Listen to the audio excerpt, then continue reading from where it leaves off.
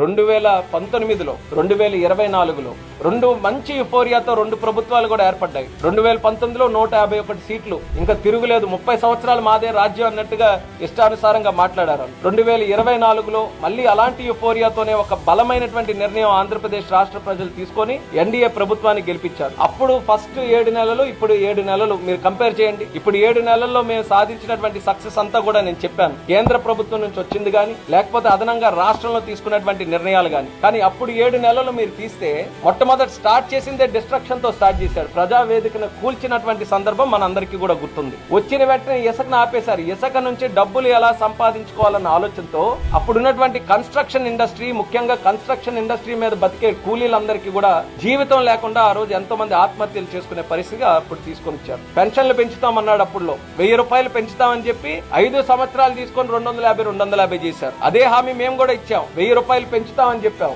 1000 arrears తో పాటు 3 నెలల తాలూకా ఎరియర్స్ తో పాటు మొట్టమొదటి నెల నుంచే 4000 పెంచినటువంటి ప్రభుత్వం మా ఎన్డీఏ ప్రభుత్వాన్ని తెలియజేసుకుంటున్నాను.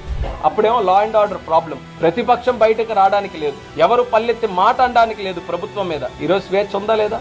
ఈరోజు ప్రతిపక్షానికి అడగండి, ఇష్టం వచ్చినట్టు మాట్లాడుతున్నారు లేదా? వాళ్ళు కూడా ఎన్డీఏ ప్రభుత్వంకి ఎప్పుడు కూడా law and order is a priority, constitution is a priority, democracy is a priority.